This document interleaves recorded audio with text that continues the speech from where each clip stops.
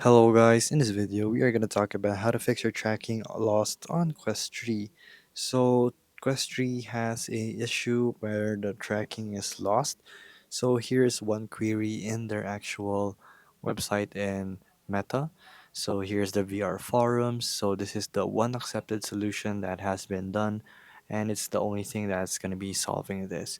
So they have only returned it, and that's the only solution that is to this issue, because there's an actual issue when it comes to the little sensor inside of the headset sitting right on the forehead.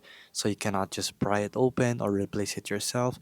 You need a certified technician to actually service it. So they have returned it, and this is the only viable solution for this actual concern. So right here, all you have to do is go ahead and produce the receipt or the online transaction that you have done with your Meta Quest VR, and then return it to wherever you bought it for a repair or an actual replacement. And that's the only thing you have to do. And there you go. If this video was helpful, please hit the like button and don't forget to subscribe.